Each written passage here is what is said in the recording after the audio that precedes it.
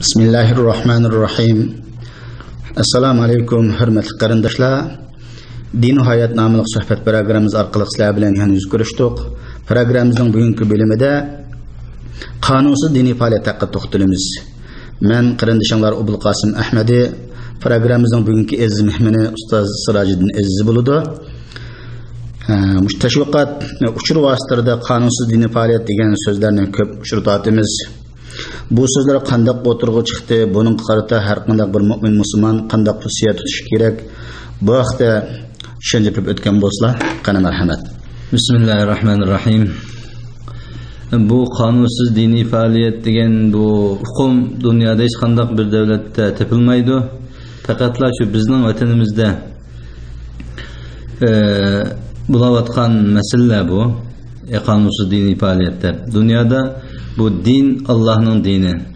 Mesela Kur'an-ı Kerim'de "İnned dine indallahil İslam" degan ayet bilen bu dünyadaki dinin hakiki doğru din Allah'ın nezdinde İslam dini degan. Şu İslam dini biz Müslümanların 1400 yıldan ziyade vaktin beri Kur'an nazil bo'lgandan beri şu İslam dinine iman keltirip, işinip bir mümin Müslüman bulup yaşayatımız Müslümanlar.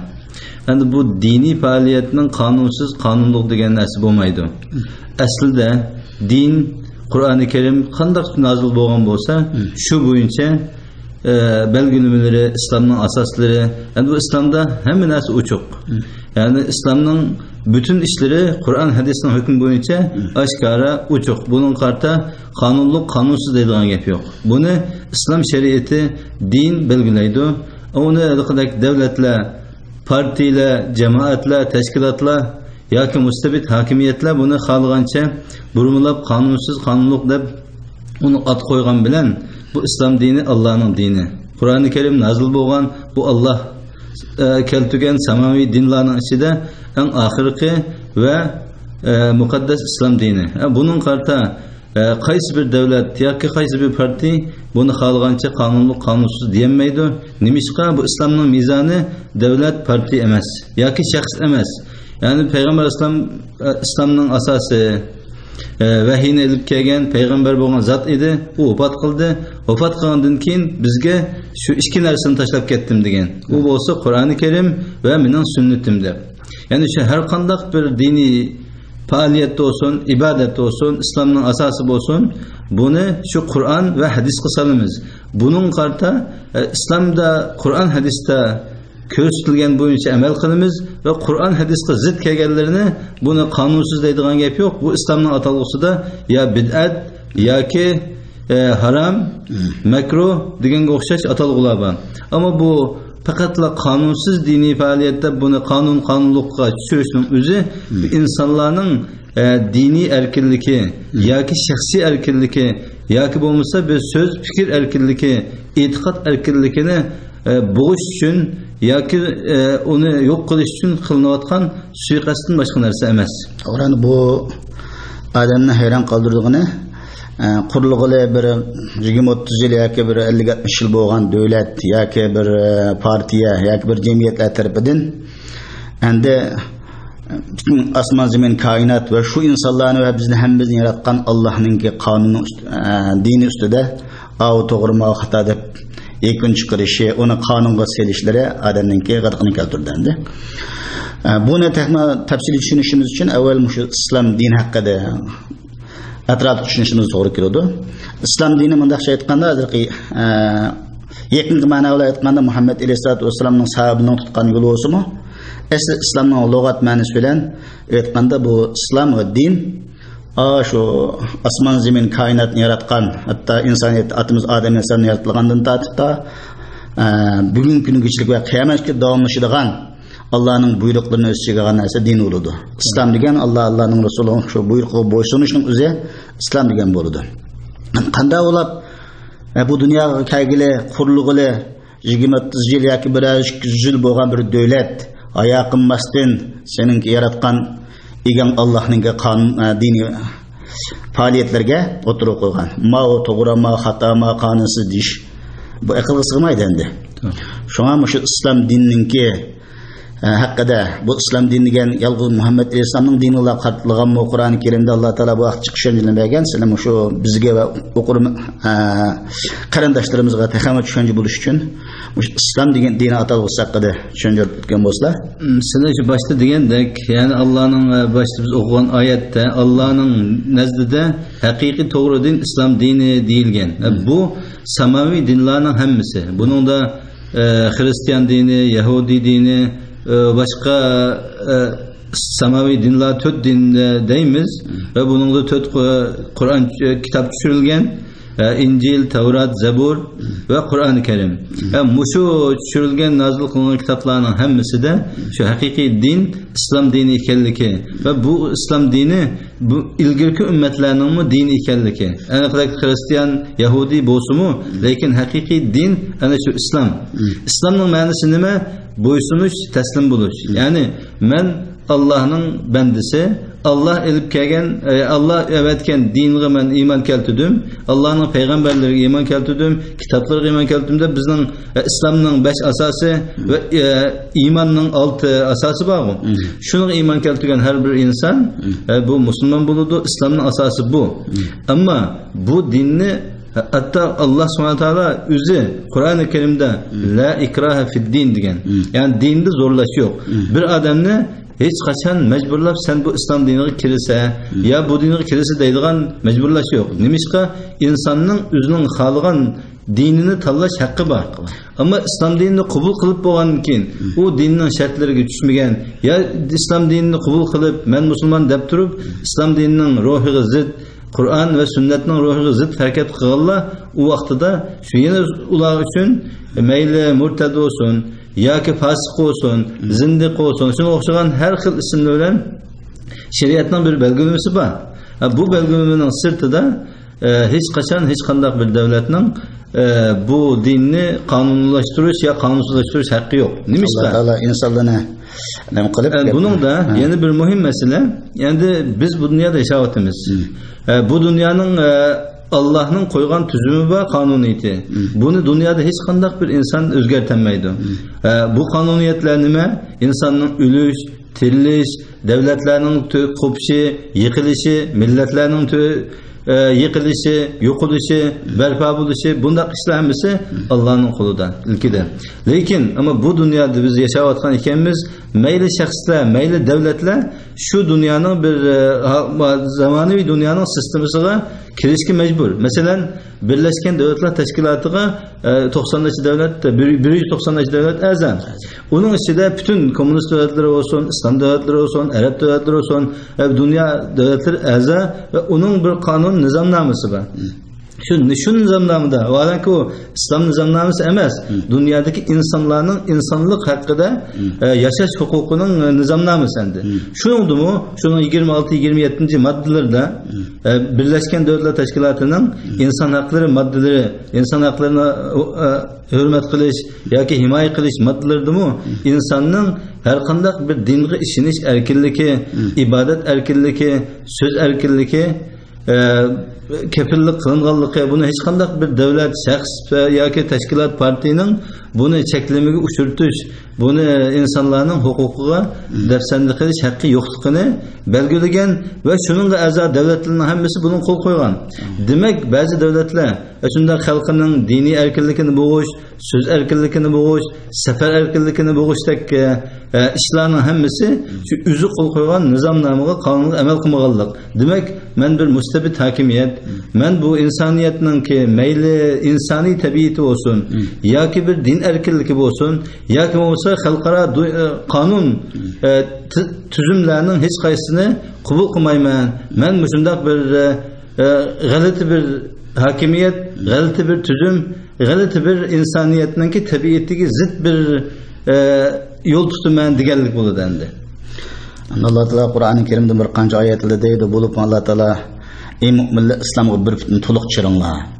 Yana Allah Taala Yahudilarninki qilmishlarini bayon qilib, ular kitobning ba'siga iymon keltirib, ba'siga kafir bo'ldi deb Allah Taala tanqid. Ya'ni demak bir odam musulmon bo'lish ixtiyor bo'lgandan keyin islomga mukammal chirish kerak. Ya bo'lmasa islom dinida o'tmasa, dinda majburlashlik yo'q. O dindan yiroq. Afsus musulmon bo'ldim deb qo'yib, uning ba'zisiga o'zining mijoziga uyg'un kelganlarni qabul qilib, uyg'un kelmaganlar ustidincho uni buni hatto xalq bilan majburlab. Ba'zi davlatlar Mushu Birleşken Devletler Teşkilatı'nın şu nizamı asasen aynı kanunu çıkarıp koyalım. Dinin işiniş erkinliği bağlı. Efsus, dinin nemikirliğine halkka ya düşündüğümeydi ve halkının Müslümanlarının ki bazı devletlerde 70-80 milyon Müslümanlı bazı devletler var. Onun hatta bir tiluzursu yok. Teşvikat vasıtları yok. Dini düşündürülen, dini Efsus özünün ki onu kısamı kanunsuz, bunu kısamı kanunsuz dini parat kan böylese tebliğ soruları gelsen dinin kanunsuz dini parat kışı olgan olsa bu. Ya ki manda hatta kiyinişlilik kadar esili verişende bu kanunlarının ki şu devletin kanunlarının ki ıslahatga ihtiyaç işkerliği bu düzelmese bu devletin kanunlarının uzun olmaya öğren bulduğunluğunu derek veriyordu. Biz Müslüman ikimiz Allah'ın Resulü oturup koygan kılış buyurgan işten toluk kılışımız gerek. Ba'sini qilmasak bu Müslüman hesaplanmaydiganlar haqida Qur'oni Karimda jiq oturup qo'ydi. Endi bu biz mushu islomning arkani, iymon va islomning arkanlari haqida bir oz tushuncha bersa, shuning bilan ba'zi insonlar qaysi faoliyatlar islomning arkani bo'ladi, buningda qaysi faoliyatlar iymonning arkanlari, biz bu faoliyatlar orqali dinga yaqinlasha olamiz, qarshisini qilsak dindan chiqib ketib qolamiz. Bu vaqt tushuncha bergandan bu atalmış teşvikat vasıtlarında takılgan kanunsuz dini faaliyet degenge qarata her bir yaş Müslüman özününki meydanını belgileyaleydi. Biz başta degandek, zaten bu biz bir dinge itiqat qilish qilmaslik insonning erkinligi bo'lgan ekan. Bu qaysi davlatda, qaysi millatda, qaysi zamonda yashashning qat'iy nazar bir inson bir dinni mu'minin dinim, mu'minin tutgan yo'lim prinsipim deb qabul qildimi, shu dinning talablarini ijro qilish lozim. Xususan islom dini odatdagi bu xristian dini, katolik dini, yahudi diniga o'xshamaydi. Bu islomning nihoyat oddiy bir prinsiplari bor. Masalan, bir odam men musulmon bo'ldim deyish uchun faqatla kelime shahodat aytish lozim. Ya'ni Allohdan boshqa cho'qinishga loyiq iloh yo'q. Muhammed Aleyhisselam Allah'ın peygamberi degan bir ikki cümle sözge iman etdi-mi bu insan Müslüman bulurdu. Ama bundan keyin bu Müslümanlık insanga kifoya qilmaydi. Demek insan Müslüman bulurdiken bunu ağızda tasdiqlaydi ama o'zining amaliyotida uni ijro qiladi. Amaliyot ijro qilish uchun nima qilish kerak? Yani Müslüman desa islomning asosi prinsipi var. Bu islomning 5 asosi var. Buni hammani umumiy sharhlashning imkoniyati yo'q. Ama biz qisqacha deb o'tsak, birinchi kelime shahodat, ikkinchi namoz o'qish, ro'za tutish, zakot berish, haj qilish. Bu 5 asos islomning asosi. Mushu asosni har bir musulmon men musulmon deydigan buni majbur qiladi. Agar buning birini qilmay qolib qolsa, islomi naqs bo'ladi yoki islomdan chiqib ketgan bo'ladi. Shuning uchun buni hech qanday bir davlatning cheklash haqqi yo'q. Endi biz yaqinda bo'layotgan tashviqot sohalarida bo'layotgan yangi xabardimi? Endi bizning vatanimizda haliqidek kichik bolalar deydi ekanmiz, to'liq o'ttira, hatto universitet o'quvchilari, demak, yoshlarning hammani dinga ishonishdan cheklangan qonun hozir dunyoda tarqalyotdi. Bunda qonunni hech qanday bir davlatning chiqarish haqqi yo'q. Ya'ni bir millat, bir inson men dinga ishondim deydi ekan, buning islomning asosida har qanday bir balog'atga yetsa, endi undan burunmi? Yani İslam'da bizning prinsipimizda Qur'oni Karimda Peygamber Sallallahu sünnetida her qanday bir tug'ilgan bola dunyoga keladi ekan, o islom bilan tug'iladi deydi. Ama onun ota-onasi uni ya Yahudi qiladi, ya Majusi qiladi, ya Nasara qiladi. Ama asli o musulmon. Yoki musulmon qiladi. Ammo hozirgi ahvolda bu bola tug'ilma bir musulmonlik bilan tug'iladi ekan. Albatta islomning prinsipida bir bola 7 yoshga kirsa, uni namozga buyurildi. Undan balog'atga yetsa, ya'ni balog'atga yetdi degan bir bola 11 yosh, 12 yosh kirganda albatta balog'atga yetadi. Shu vaqtida islomning asoslarini hammani qilish uningga majburlanadi. Namoz o'qishi lozim ve şunun üzerine hatta bir 15 yaşlık balaның ya 12 yaşlık balaның iqtisadi shunda yuqori bo'lsa, dadasidan meros qolgan bo'lsa, shu balag'amı zakat berish vojib bo'ladi endi. Şuning uchun islomning asoslarini hammani qilish unga majbur. Bundaq ekan, buni haliqada qonunsizlashtirman deganlik o'zi faqatla insonlarning faqatla shu diniy erkinligini, insonning insoniy tabiatini bo'g'ishdan boshqa narsa emas. Shuning uchun buningda bütün mayli davlatlar, tashkilotlar, inson huquqlari tashkilotlari va dunyo jamoatchiligi har qanday bir davlatning bu insonlarning bu darajada erkinligini bo'g'ish, ya'ni bir odam saqal qo'yding, yog'liq otding yoki islomiy kiyinding deb ularni turmalarga tashlash, ularning erkinligini bo'g'ish inson huquqlariga eng og'ir ziyon daxl ta'ruz qilganlik.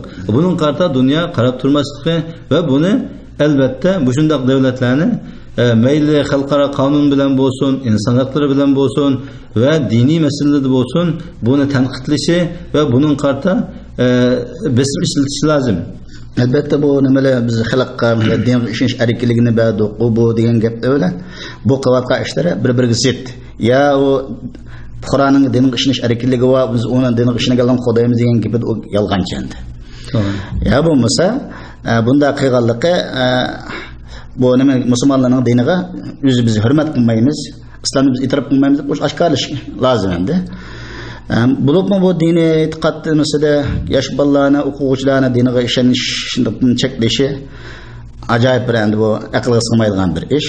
Sen agar qilsang tushundirib dinsizlikqa, xudo yo'qlikqa, osmon zaminni yaratgan egasi yo'q, biz shunda bir hayvondek yashab o'tgan deb buning yoshlarni qayliq qila olsang qayliq qil, ammo majburlab din ishonmaysa, diniy faoliyatni ijro qilsa bu deganlikning o'zi aqmaydi bugungi kunda. Ma'lum vaqt g'alab qilgan bo'lsa, u chuqur yaqinda mag'lub bo'ladi. Bu islohot qilmasa, cho'ng bir mashakillarni insoniyatga, xavfliqlarni kelib chiqadi. Dunyo buning qarshi chuqur qiladi. To'g'ri, bizning vatanda xususan bo'layotgan ba'zi ahvollar, haliqadagi mayli qilayotganchilik bo'lsin, odam o'ldirishlar bo'lsin, hammasi bu islomga vakillik qiladigan ishlar emas. İslam dinining asosi hammasi aniq. Ammo bu palonistani yoki bir yoshlar yoki bir dinga mayil bo'lgan dindor kishilar mabbi faoliyatni qilibdi deblam bütün musulmonlarning dinini cheklash bu hech qachon qonun, ya'ni qonun deydigan bo'lsa qonunsizlikning o'zi shu. Ammo haqiqiy qonun deydigan bo'lsak bu islomning ruhi nima?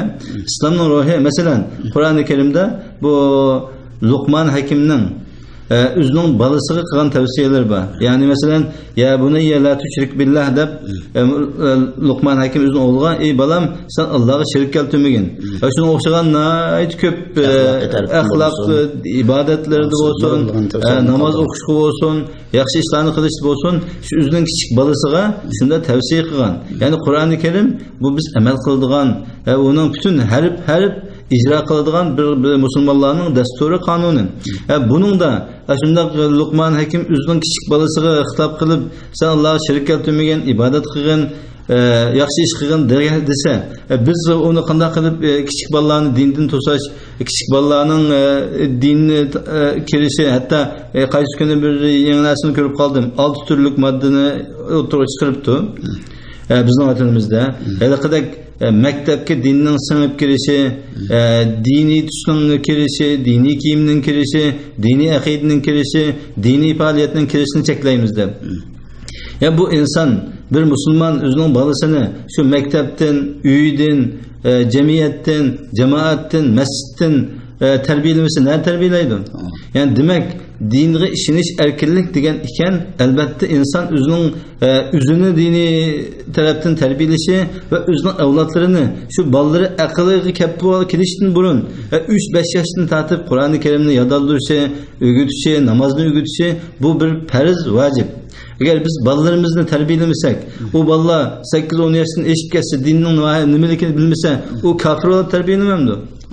Demek seni men diningdan chiqaraman, sen musulmon bo'lsangmi, seni islomsiz, dinsiz, Qur'onsiz tarbiyalab seni kofir qilib yetishtirman degan bo'ldi.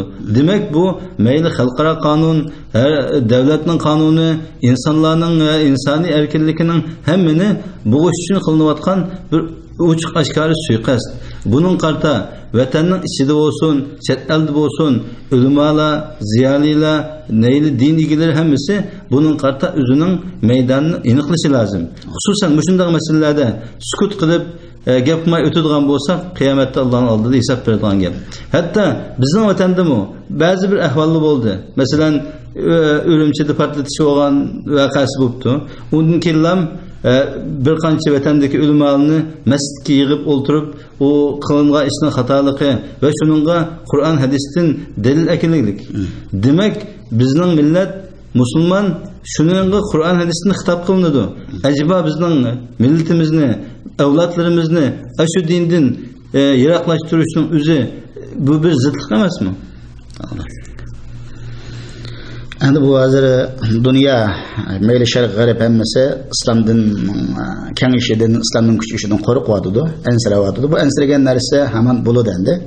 Qandaki quyoshning nurini har qancha kuchsimi ko'mib yo'q qilgan bo'lmagan o'xshash, bir quyoshning nuri bir o'rakka tushsa, uni tutib tashlagan sir u nur ustiga chiqadi, uni ko'mish mumkin emas.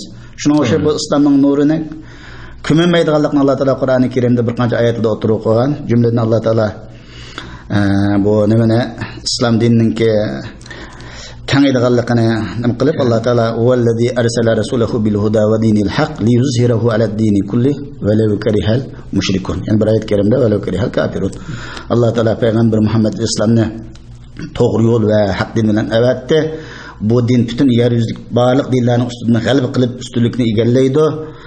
Gerçi müşrikler, dinsizler bu İslam'ın üstünlüğünü yaman koygan takdirde mi bu din çok üstün buludu degen emniyet üstün boğan. Hazır endi bugün günde Müslümanlar en bir tarihte köymegen, misli kölenmegen derecede zulümlarga kemsizlikler uçurabatıdı. İnşallah malum vakitin kim bolsun çokum yani İslam'ın kaydını baş götürüp canlılıqlı şek yok. Bunun için Müslümanlar yaşlar özünün meydanını, göz qarashini to'g'rilasa, İslam söyse, İslam'ı müstehkem tursa, çokum Allah'ın nusrati galbisi keladi. Şu yaşlarning bu vaqtda özünün meydanını, göz qarashini aydınlaştırib verishini tavsiya qilamiz. Bunun da zildegandek Qur'on-i Kerimda "Vallahu mutimmu nurihi velev kerihel kafirun" deydi. Yani kafirlar yaman kösümü, üç kösümü Allah özünün nurunu tamamlaydı. Yani Kur'an-ı Kerim tamamlaydı. Eğer devletlerinin, bazı müstebit hakimiyetlerinin, hususen komünist hakimiyetlerinin İslam'a karşı şu yakınki 100 yıl mabeyinde kılan suikastları, cinayetleri, yamanlıklarını biz qaraydigan bolsak, dünyada hususen komünist devletleri de Allah deydigan insan qamaslığı lazım. Aqlning taqozosi, aqlning taqozosi. Lekin bu Allah'ның dini bo'lg'achqa, shu yomon kunlardami bizning xalqimiz olsun, O'rta Osiyodagi xalqlar bo'lsin, dunyodagi shu dinga qarshi tug'an kommunist hakimiyetlari hammasi bo'lsin, hammasida kundan kunga din taraqqiy qilgan, shu ig'ir kunlarda taraqqiy qilgan bo'lsa, albatta bu kunlarda texmi taraqqiy qiladi. Shuning uchun bo'linayotgan zulmlar, bu tengsizlikler ve İslam'a karşı kılınayotgan hareketler bu dinni to'sanmaydi. Ama hidayet Allah'ın kolunda. Bu kimlerge hidayet birişini Allah özü biledi.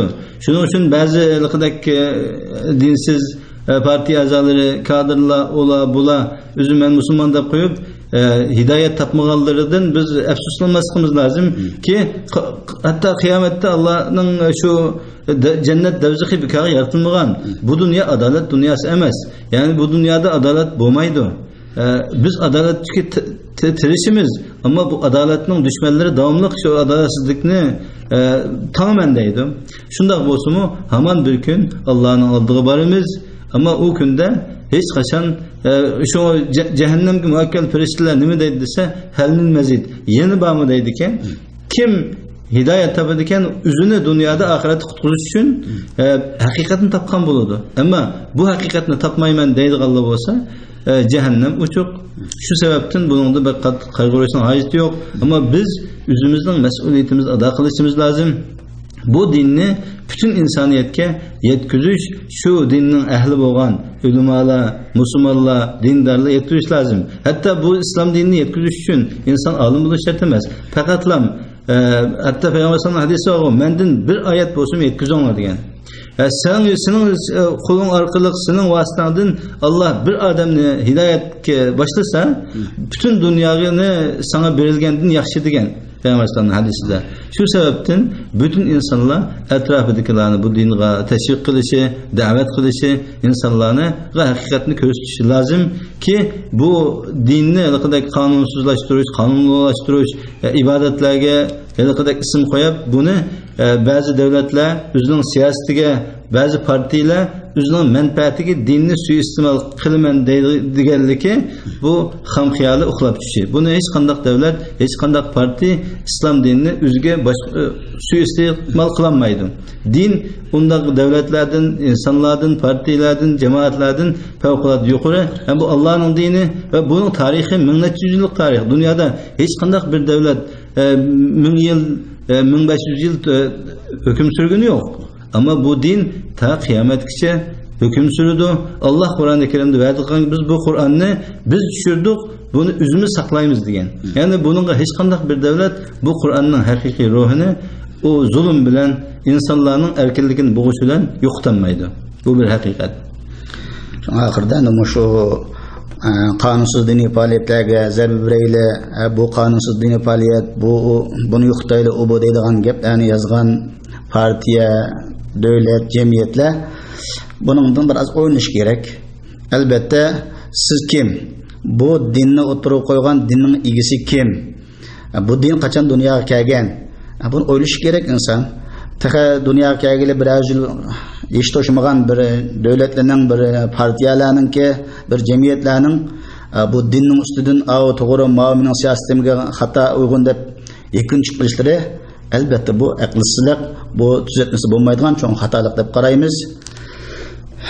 Eğer sizin yana yaşlarga başka tavsiyeler bulmasa barnamijni bir yerde ahirleştirsak. Başka gepler yok asasen. Bu din Allah'ın dini. Allah özü iyi bu din var. Bunu hiç kandak bir güç dünyada yoktuşu mümkün emez.